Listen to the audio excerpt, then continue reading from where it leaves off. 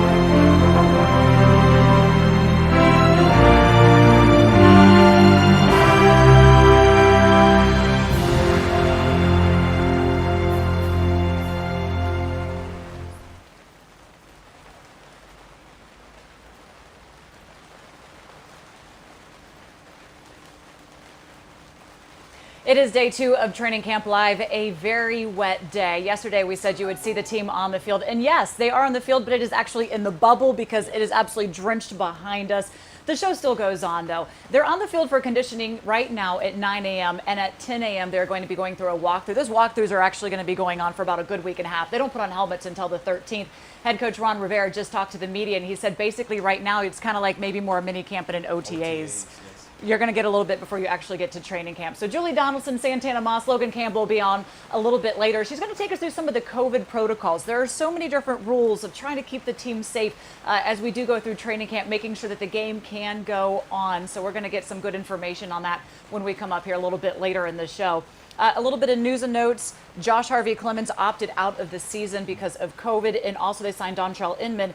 He went to college at Virginia, but a bit of a journeyman, but they needed a body at wide receiver. Definitely been around the block a couple of times, but when it comes down to what we've losing, it's always great to have an extra guy. You know, we lost Harmon, and so it's good to see what he can bring to the table in that young wide receiver room. Yeah, it's wide open. You keep hearing every time a coach talks, they stress competition. So it doesn't matter where you come from, what you've done, if you can perform on the field. They said that's who's going to be the guys that's going to go. No doubt. All right, so since it's raining, it's almost, I would say just a tad bit chilly. We need to get warmed up. It is time for the warm-up. What better way to start the show? Look, the average age of this team is 25 years old. We were talking about how this team last season started the most rookies in the league. You saw a lot of rookies get playing time that normally they wouldn't necessarily have. That's going to benefit them a good bit as they now come into their sophomore seasons, are actually going to be leaders on this team as well. But when it does come to leaders, Tana, let's talk a little bit about that role. You do have the Ryan Kerrigans, you do have the Adrian Petersons, and Thomas Davis Sr. coming in his 16th season, absolutely outstanding. He's still playing. They're still going to rely on him for that. But what do you need for that veteran? That veteran presence serves a great purpose. You know, one of the things about being a veteran, you show these guys, you kind of lead by example at times, but then you're going to have those guys that's probably going to be vocal also, but they're going to show these guys how to eat well, how to sleep well, and how to take all that stuff onto the practice field, and then how that leads over into Sunday's, game experience and playing in those games. So I think it's always great to have those guys on the team because not only are that these guys are still on the team, these guys are all quality players. They've all played on a high level. So these guys are going to be able to be sponges and watch these guys work. I mean, you talk about just having to take care of your body and how to train yourself. I mean, Ryan Kerrigan had 139 consecutive games before last season. It was the first time he missed one. Man. You know, a lot of times we'd go into the locker room and we'd try to do interviews, and he wasn't there. And he's like, yeah, you missed me. I'm already doing my workouts again. That's why he's got to take care of his body. Whether maybe he's just trying to avoid the media, I don't know. Maybe that's part of something that you can pass on to the younger guys as well, little tricks of the trade. But in your career, what are some of the leaders that maybe you had, either at the collegiate level or even in the pros? Well, college, collectively, we led. You have every individual coach would talk to that one or two guys that he might have in his room and say, get with this guy on that side, or get with this linebacker, this receiver, or this running back, and collectively, you guys form something that you can weed out the guys who's not going to be here.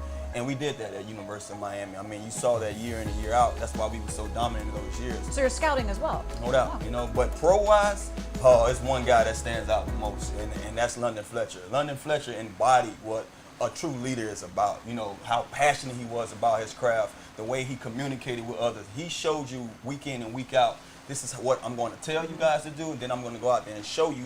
So he led by example, but he also was very, vocal when it came down to those things. I mean, some of the things he said to the defense, I was all ears and eyes, just wanting to hear it myself so I can go over there and give it to the offense because, I really looked up to the things that he did because he displayed it every week. Linebacker set the tone. That's what I remember, him always going in. Linebacker set the tone, although he does it, much more energetic and with much more bass than I have. But what about when it comes to kind of like your time? Do you kind of consciously think about how you can maybe be a leader or example to the younger guys on the team as well, or is that just something that just organically, naturally unfolds? I think sometimes it just organically, unfolds. I was one of those guys that led by example. It was crazy when coaches called me out and said, watch what Santana is doing. And it's basically because I went out there and did everything that I had to do, the right way. And even if it wasn't the way that they knew how, I did it I did it my way and showed them that this leads over to me having a long, great career. So London was on one of my shows one day, and he talked about watching me prepare for practice. He said I was so routine that he just saw me do the same thing over and over and over again. So, I felt great about just knowing that a guy that I looked up to, that I played with, actually watched me and saw how I prepared it. And it was no mystery why I went out there and had so much success. Yeah, well, you don't get the longevity and you don't get to have those numbers if you're not necessarily taking care of your body and doing that year round as well. Look, it's interesting times because we are in COVID. The players aren't around. They haven't been able to see each other. I kind of imagine in a sense that that's going, especially now that they finally are back around each other, carry a bigger impact as well. Yeah, well, one of the things about it, you just have to be able to adapt. And that's one of the things I speak on well when it comes to just being a pro. That's one thing, when I came into this league, I found out quickly that I need to know how to adjust to whatever situation presents, and that's what these guys are going through now. All right, adjusting means that they cannot do training camp as they normally would ever do. We're going to find out a little bit more on how COVID is impacting training camp. Logan Campbell is going to be joining us. Look, they're wearing monitors that are keeping them necessarily social distance. They're having to have their locker spread out. They have to go home for Zooms, but there's so much more to it to making sure these players are safe.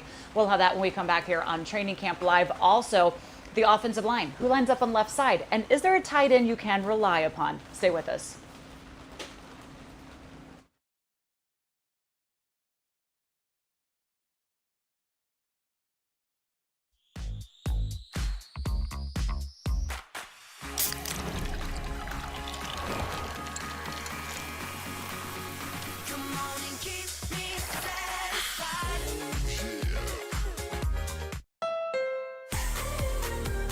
This summer, get back in the driver's seat. Your Honda dealer is open and ready to get you into a new Honda today. Like the versatile HR-V or the fun-to-drive CR-V. Visit the Honda Summer Clearance Event and get a great deal from Honda, KBB.com's 2020 Best Value Brand. Get a great deal on the CR-V at the Honda Summer Clearance Event today. A moment of joy, a source of inspiration, an act of kindness, an old friend, a new beginning, some welcome relief, or a cause for celebration. What's inside? Possibilities. What we deliver by delivering.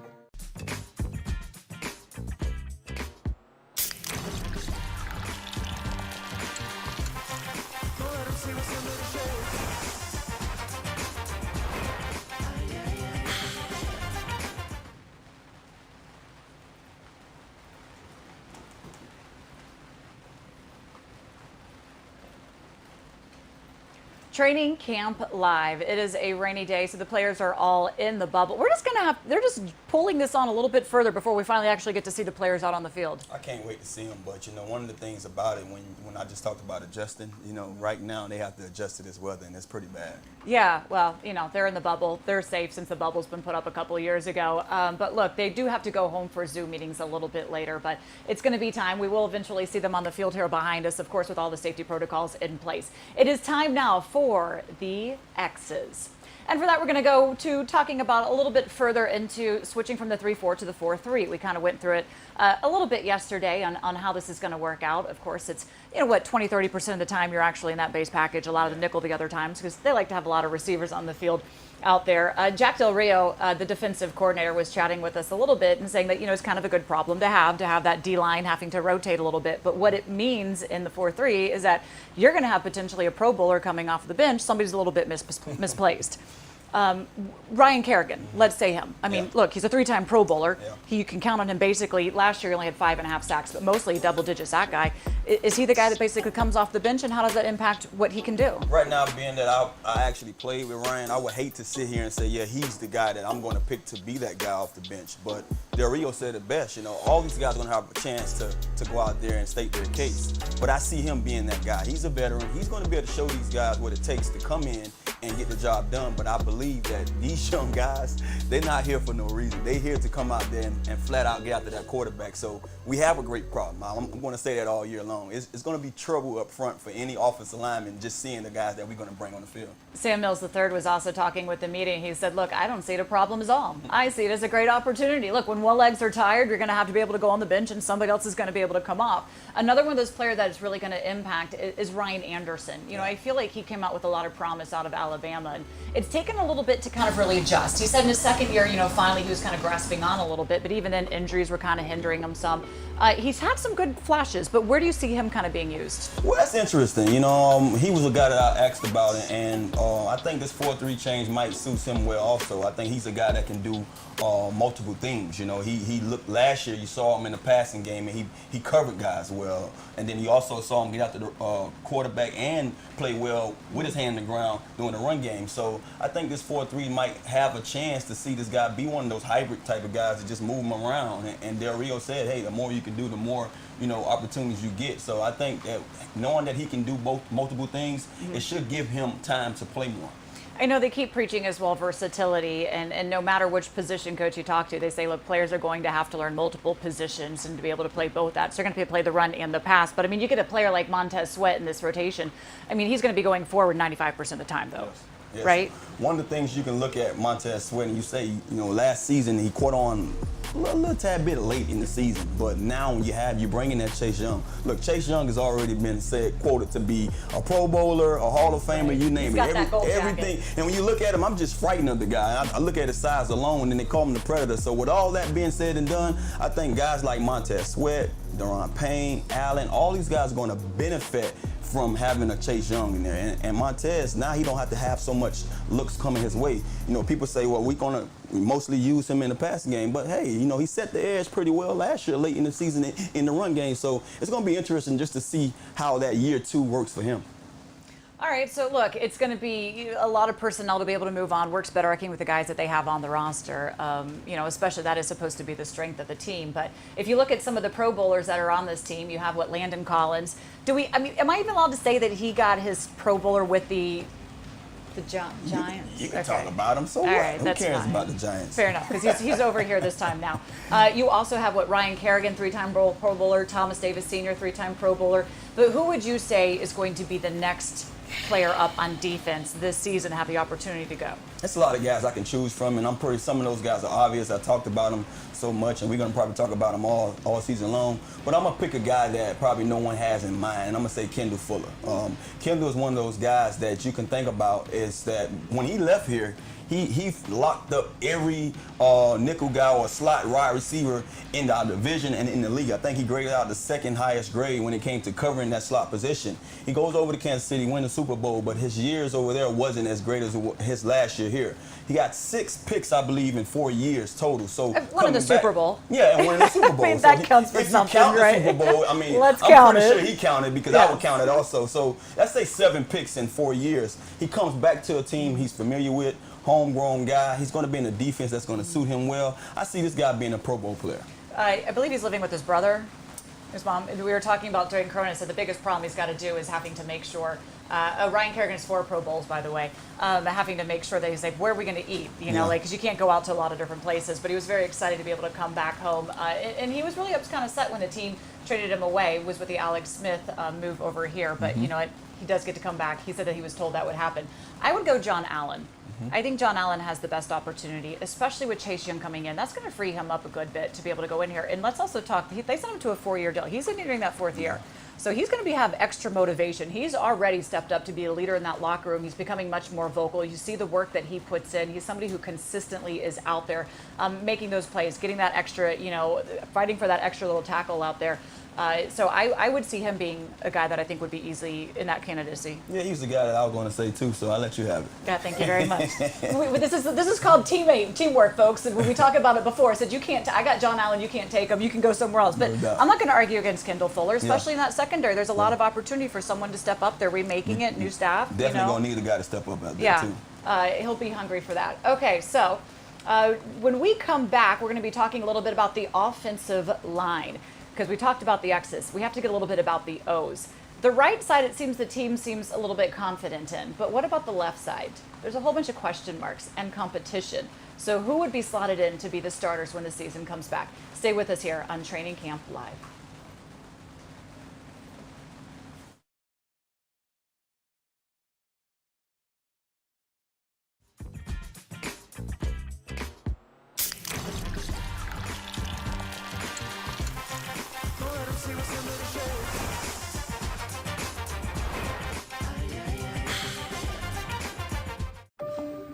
A moment of joy, a source of inspiration, an act of kindness, an old friend, a new beginning, some welcome relief, or a cause for celebration. What's inside? Possibilities. What we deliver by delivering. This summer, get back in the driver's seat. Your Honda dealer is open and ready to get you into a new Honda today. Like the versatile HR-V or the fun-to-drive CR-V. Visit the Honda Summer Clearance Event and get a great deal from Honda, KBB.com's 2020 Best Value Brand. Get a great deal on the CR-V at the Honda Summer Clearance Event today.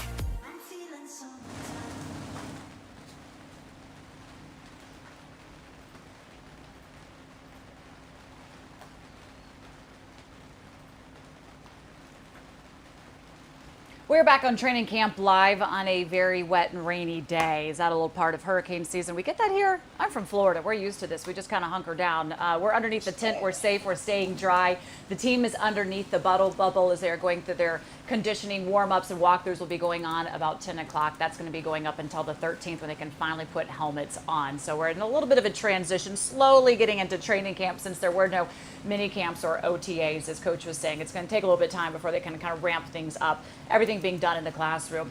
As we move on here, Julie Donaldson, Santana Moss, we are going to be now talking about the O's. I know this is the part that you always wait for, right? You just want to get to that offense. The big beefy boys up Yeah, front. well, I mean, look, we were talking a little bit about the playmakers yesterday, but you can't really have those playmakers go out and do anything if you don't have anybody blocking and allowing the quarterback some time to make room. So when you talk about that offensive line, head coach Ron Rivera just addressed the media, and he was saying he feels pretty good about the right. And we heard that from offensive coordinator Scott Turner as well, because you have Brandon Sheriff, Pro Bowler. You have Chase Roulier and Morgan Moses. Look, last season and for the past few years, they've been really beat up, had a lot of penalties against them. That's very well documented. But still, no matter what, they get out there and they play. But it comes a little bit more of a question mark when you get to the left side of the ball. It's the battle of the Wesses. Wes Martin really came on strong at the end of last season, and they also brought in Wes Schweitzer, 3 years. He comes in from from Atlanta. I was going to say Alabama. Too much Alabama on this team at times. Alabama does that too. It does a little everybody's bit. from Alabama. Right. Out of Atlanta, he comes up. And then also there's three battling for the left tackle position. When it comes to evaluating the guys on the O-line, I mean, what is it you're kind of really looking for as they say the competition's open? Well, one of the things I'm looking for being a receiver is that, you need them. You need them more than anything. And we talked about so many of those skill guys that we have on this team. And for these guys to be elusive and be efficient, they need those beefy guys up front. I'm gonna call them That seems fair. The big Franks. Pause with that. But honestly, when you talked about the right side, we say Roulier, we say Moses, Sheriff, all those guys. Yeah, those are familiar names. But last year we know was one of their probably worst years. They wasn't really healthy, and it was a down year for all of them. Roulier being a young guy, I think he probably played graded out, better than both of those two veteran guys. But now we talk about the left side. We need a guard and we need a tackle. I'm very confident in the young kid, Sadiq. I think he's a guy that played in the SEC. When you come from the SEC, you're ready to play on this level.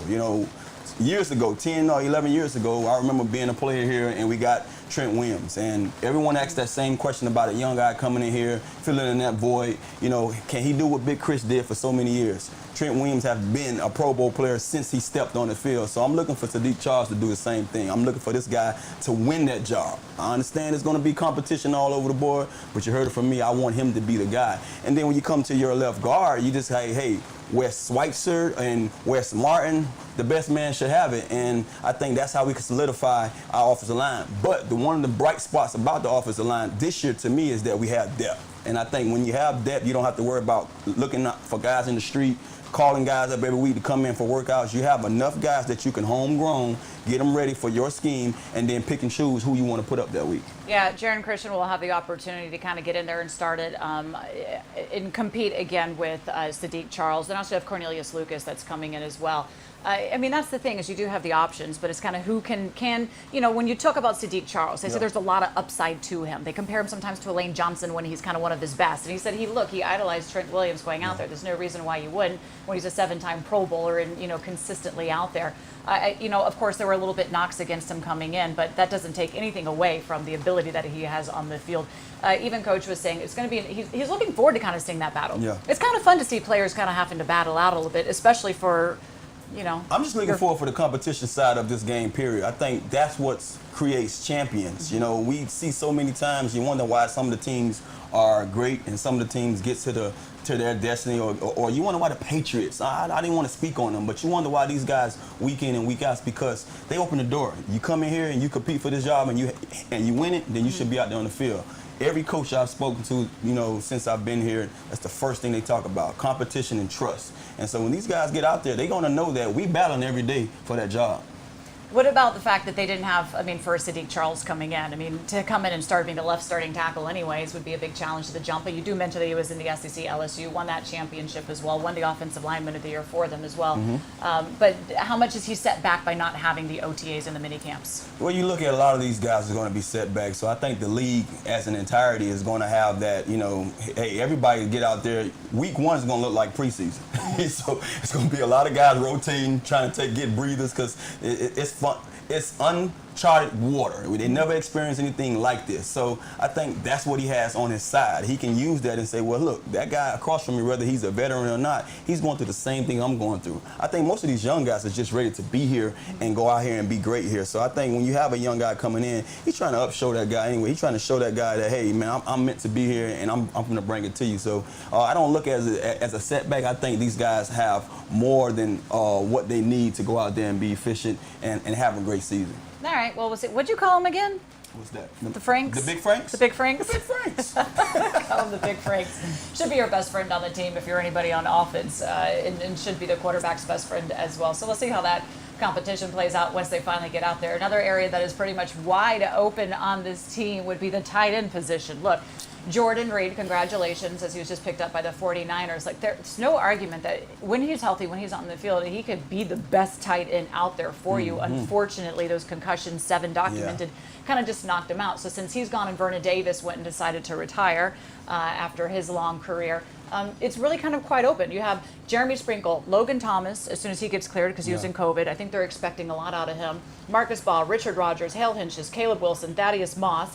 And so basically you have a lot of players trying to go up and see who can make an impact. Yeah, one of the things about that position, when you look at it, one of the familiar names to us is Sprinkle. So we want to see how far he's come along since he's got here. I think last year he showed signs and that he has a bright future, that he can lead, he can go out there and get better every year. Then when you think about some of those other names, you just haven't seen these guys proven on this level yet. Logan Thomas is one of the guys that you was counting on to be here.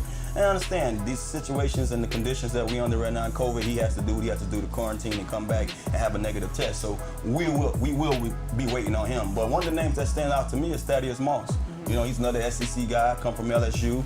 We know his father well, and we share the same last name. So I'm looking forward to seeing what he brings to the table. He's going to be a young guy. No, I'm not looking for him to be our savior at that position, but I'm looking forward to seeing this guy come out here and display what it takes to be who he is, and I think he's going to do just that. When he addressed the media, of course, if 20 questions were asked, 18 of them were about his father and following. And he said, look, he doesn't get tired of the questions. He understands it's going to come. That's what you have when you have a Hall of Fame dad such as Randy. I actually covered Randy with the Patriots.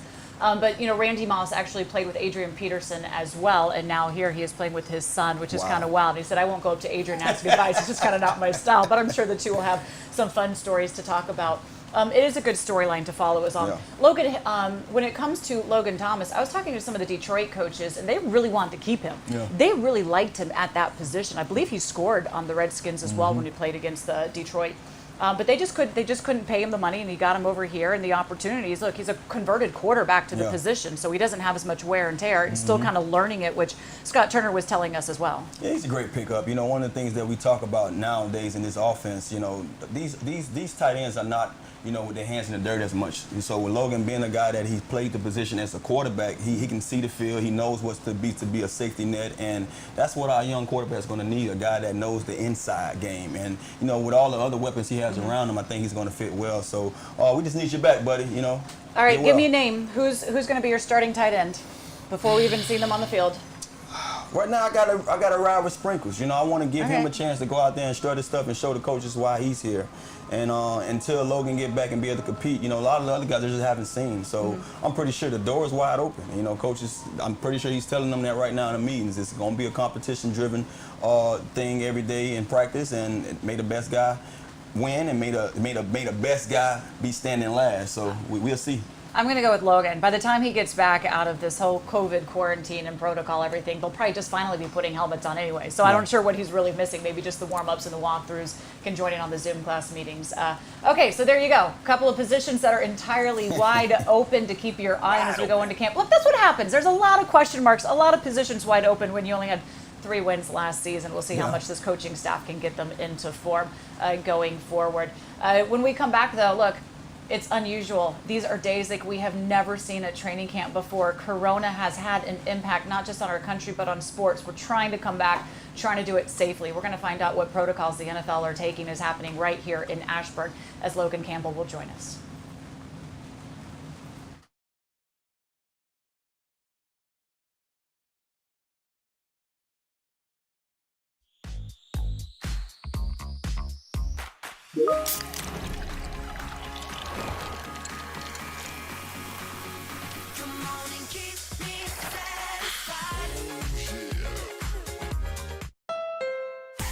This summer, it's time to get back outdoors. Your Honda dealer is open and ready to get you into a new Honda today.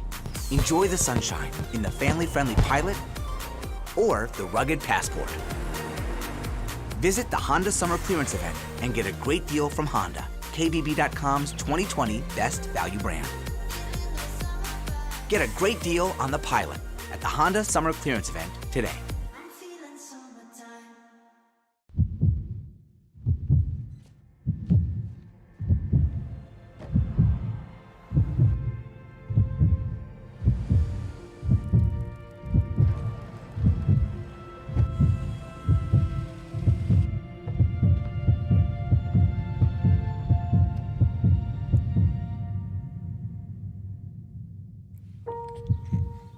Miracles. What we deliver by delivering.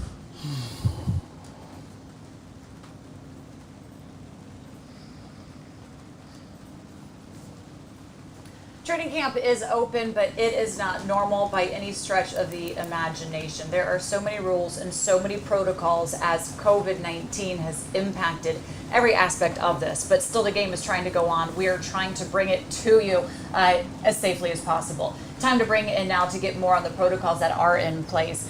Logan Campbell. Logan, tell us a little bit about what is going on and how this team is trying to keep their players safe.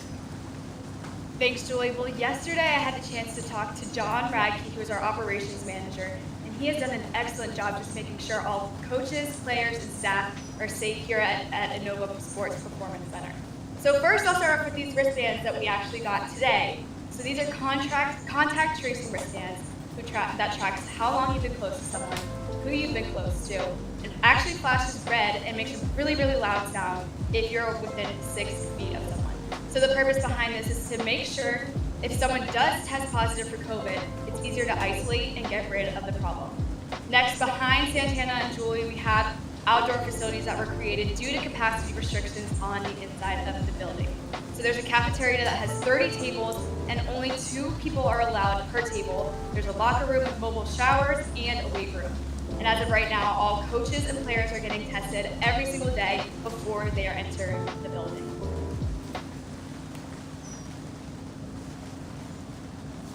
All right, so yeah, look, we were just given those little things earlier where you can't be 6 feet away from somebody. That's in Tier 1 and Tier 2. So that's making sure that we don't get to any of the players at all. Tell us, though, do we have any idea kind of how they're setting up the locker room, the weight rooms? I mean, if you look back here behind us, Logan, there's a whole bunch of tents going on. Tell us a little bit about the reasons for those. So the reasons behind that is because there are capacity restrictions on the inside of the building. So that's just to make sure that people can get their workouts in, get their showers in. And also a lot of the buildings on the inside, the rooms on the inside, we're taking for meeting rooms instead of what they're usually used for. So for example, the auditorium is used for coaches meetings. They actually knocked down one of the walls to make sure the D-line can all be together to meet together. So the reason those are built in are so everyone can get in and get their job done in a timely manner. Do they have the locker room? Like typically if you go into locker room, you have the running backs in one area, the tight ends in the other, the quarterbacks in the same. I mean, they're breaking that up as well, correct? Yes, correct. They are. Yeah. Okay. I mean, it's smart. You can't just have everybody in one little area, and then if heaven forbid one gets COVID, then the rest of them all do. All right. Thank you very much. We appreciate it, Logan. Some good reports there on COVID. Again, these protocols, we'll see how they go into place, and hopefully not many players will be safe and test positive for this because we want to make sure the game goes on. No doubt. All right. Stay 6 feet away from all players whenever you see them, Logan. Tana, Players have until Thursday, I believe, they can opt out. But then, really, I think if they're at risk themselves or the family member, they have until week 1 where they could, or have special housing that the team would have to put them up in. There's a lot of different. There's a big booklet for all of this. But you start looking. You're already seeing a lot of players and no names that are kind of stepping away and saying, okay, you know what, I'm going to choose not to play the season. Would you consider that? Should you be playing now?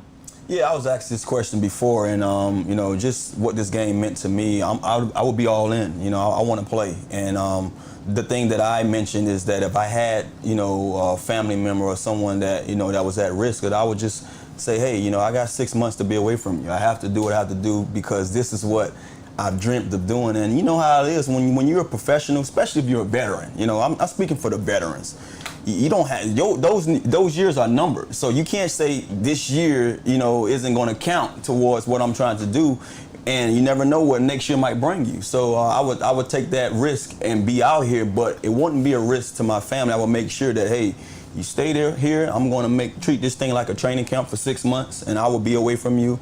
And if I can be close or near, I will find a way to do so. But I want to be out here and give it my all. And if everyone else is suiting up, I want to be one of those guys. Yeah, for those players that do opt out, if they're not at risk, I think they get $150,000. For those that maybe are at risk or have a family member at risk, they would get $350,000 for opting out for this season. So they are making sure that if they do decide that they don't want to do this because of safety reasons, that they'll be taken care of a little bit for that as well. I think another question for this, and head coach Ron Rivera has asked that, because you look at the Eagles, Doug Peterson, their head coach, tested positive, so he's having to be from home and have assistants go into place. And I mean, Coach Rivera was asked, what is your plan?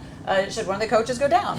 And one of the things they have to have is a plan, and I think he spoke well about it. He said he's already talked to the coaches, and the next guy is up, just like how the players are going about it. He have the coaches in place that if I shall have to step away, then you guys have to step in place and be that guy, be that leader of this team. So I think every coach around the league is probably have that same protocol that, hey, if I shouldn't have to be here, then I have to have my assistant receiver coach or my assistant DB coach or my assistant head coach be the guy to fill that void.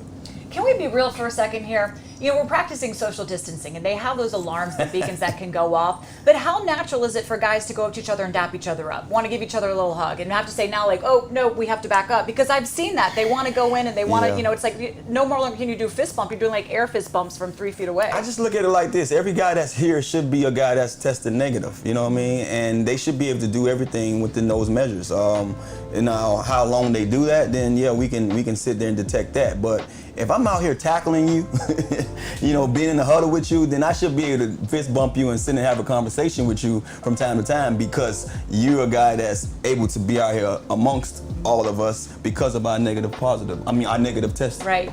When a lot of players were first coming in for their COVID testing as well, head coach Ron Rivera is out greeting them, and he was kind of going like, who are you? Because everybody has to wear masks walking in. He hasn't had the opportunity to meet a lot of his players in person. And when it does come to that, they took the rosters from 90 to 80, so that makes it a little bit easier. But typically, preseason is the time where you're evaluating a lot of those bubble guys. Mm-hmm. I mean, what does this really mean for the bubble guys with there being no preseason because of all of this? I mean, it's hard to really see you guys now really have a fair shot of making this team when you don't have a preseason. I think that's one of the reasons why a lot of the guys are opting out. You see a lot of I think it was 45 counting as of last night. Not sure what this morning might bring us when it comes to the numbers, but a lot of those guys who know that they're not in the top 2 or 3 spots, they're going to say, well, hey, maybe I should opt out and get something out of this season. Yeah, I can put this season on pause and give myself a shot next year and still have to come away with a little conversation. So I think that's one of the reasons why you see a lot of these guys opting out, knowing that they might be a bubble guy and they might not have a fair shot at winning the job. Yeah, it just doesn't really seem as fair of a chance. It's always kind of fun to watch, that opportunity and see like kind of the sleeper have the opportunity to come in and make a splash. Steven Sims Jr. was a guy that you really didn't know to keep an eye on last season. Although Adrian Peterson did tell me he's this kid out of Houston, and he comes in and he makes the splash. Yeah. But there are players that maybe could get hidden, and they're going to really have to trickle out of their way to try and show coaches during whatever we can when we get out there that I'm worth keeping around here. I think one of the bright spots about what we're going through right now is that you're going to have to pay close attention to every player because you're not sure of who's going to come up with a positive test. You never know. It might just a guy go to the grocery store and touch a basket, and I don't know what's causing guys to have positive tests, and I just hope everybody here can stay negative and they can have a season and go on with having this year. When you do have coaches test positive and some of these players, do you think that kind of look, if Doug Peterson is out, does that have an unfair advantages to the rest of the division? And even when you look at the league, depending on who does, heaven forbid too, you've seen some quarterbacks. Was it Sam Bradford? Yeah. I believe he went down as well. Yeah, I don't look at it as being unfair. Like I said before, you have coaches, you have people in place for that. I'm sure Doug is going to still address his team on Zooms or whatever it may be. And, how much does a head coach, do, for the team when it comes to just playing between those white lines? He can't go out there and play for those guys. So all he can do is give those guys what they need when they need it and make sure that if he can't do it, physically, have the next guy, give it to him the way he wanted it to be portrayed or given. And those guys got to go out there and play the game. There's also when it just comes to covering the team, typically you'd be in the locker room or when their players are walking off the field, you could grab them for interviews. You can't do that anymore. And, we were just explained how tier 1 and 2 and tier 3 is going to be different. And, tier 2, they're allowing 10 media pool members to be able to come out any given day. So that might be rotating. And they have little tables set up on the field, but there's only lanes that the tier 2s can walk through and only lanes that the tier 3s can walk through going through. And you can't, again, get within 6 feet for tier 3 to tier 2s and, 2s to tier 1s. So there are just so many different rules going into place, but you're having to get all the players on Zoom. You can't go up. Do players probably prefer that? Don't get harassed by the media as much a little bit. Don't let me be the one tell it or give it away. But you were the first to slip away, weren't you? Look, trust me. Around these times, one of the things you look for during training camp, you look for having that out. That okay, this Groundhog Day is over. So I'm not sure if they like the new protocols or not, but I'm sure that this is getting old because you want some familiarity and you want to have some of that normalcy back. All right, well, one of the players I'll be talking with a little bit later is going to be Adrian Peterson. So you're going to want to join around and see what he has to say and how he's making through with all these protocols in COVID and coming back to training camp. That'll be later at 2:30 in our happy hour. But when we come back here on the show, we're going to wrap things up on Training Camp Live.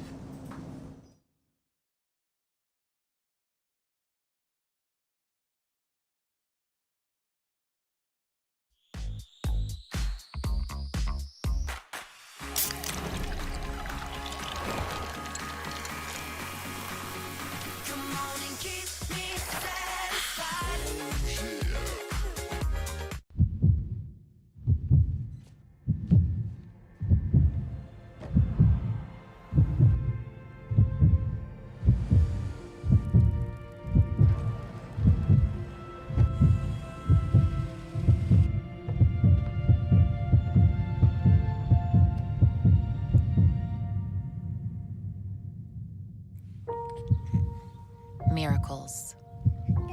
What we deliver by delivering.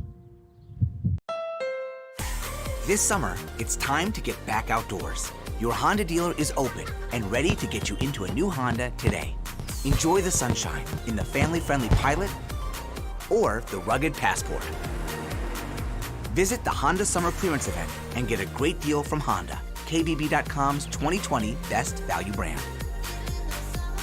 Get a great deal on the Pilot at the Honda Summer Clearance Event today.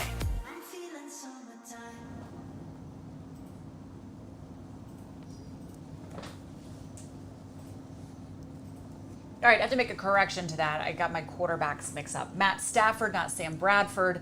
Yes, they rhyme, but no, both did not test positive. Just Matt Stafford from Detroit did, so he's stepping away. But it's something you're going to have to keep a close eye on which players do, and especially if it's one of your starting, franchise guys. How do you have that impact going to the team going forward? Look, a lot of COVID talk. We'll probably have a lot more COVID talk as we go through training camp, and we kind of see how it does impact the guys, and we get to talk to them a little bit. Like I said, Adrian Peterson will be coming up in the happy hour. That is at 2:30.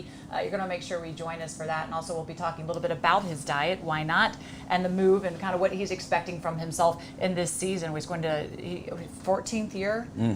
Pretty outstanding. Trust me, I know what it's like to be in that year, and I know what it takes to get that far. One of the things that I noticed from him from day one is that he just wants the opportunity. So when the opportunity is given, I'm pretty sure he's going to give it his all. For a vet that's going in that place, do you remember your mindset saying, you know what, I can still do this, I can still compete with the young ones coming on? Yeah, I remember a lot about my last year, my 14th season, because I still had 3 more years left. And I remember after, I'm going to just fast forward because that last year I didn't have a fair shot. And I don't want to get into talking about it because it really don't matter. But I wanted another chance to really go out there and show that I can play this game and play at a high level. And I felt the film was there. But when you wait long enough and being a vet and being a guy seeing other guys not get a fair shot, you say, hey, you know what, I have nothing else to prove. So I called the deuces. And so I'm hoping Adrian can go out there and week in and week out prove that he can still play in this league, play at a high level in this league. Well, by no means to say, hey, this is his last year. He said he still wants to play another 4 years. So according to him, there's still 3 more years to go at it. The way he does take care of his body and fight for those yards, can't argue against it. So again, that conversation will be coming up a little bit later. Make sure you come right back for that at 2:30. Okay, 2 shows in the books. And we're waiting anxiously to be able to see what's going on the field behind us. It'll come soon enough. I'm waiting to see these guys go out here and see how they looking right now, just with not having so much that was normal given to us when it comes to OTAs and those mini camps and stuff like that. I'm pretty sure all these guys ready to go out there and strut this stuff. Yeah, one of the things that happened when there was the lockout is a lot of players came back and you had a lot of soft tissue injuries because they didn't have the training the right time with all their trainers. So, this is again why Coach was saying this is going to be treated a little bit like mini camp and OTAs, walkthroughs, conditioning, making sure that their bodies are right before they start putting on the pads and getting out there. And that's smart. And I think some of the coaches or all the coaches that have successful careers and teams do well, they think like these coaches are. So I'm happy to hear that. All right, there you go. On a rainy day, looks like it stopped just a little bit, but everything is soaking wet. The players are in the bubble. A walkthrough is coming up at 10 o'clock, but we'll be right back here tomorrow at 9 a.m. Make sure you join us Monday through Friday. Monday morning, 9 a.m. Julie Donaldson, Santana Moss, Logan Campbell, our insider for Washington football, will be with us as well. And then again, today at 2:30 and every day throughout the week, we will have our happy hour, which we will have an interview with one of the players currently on the team. Thanks for joining us for Training Camp Live.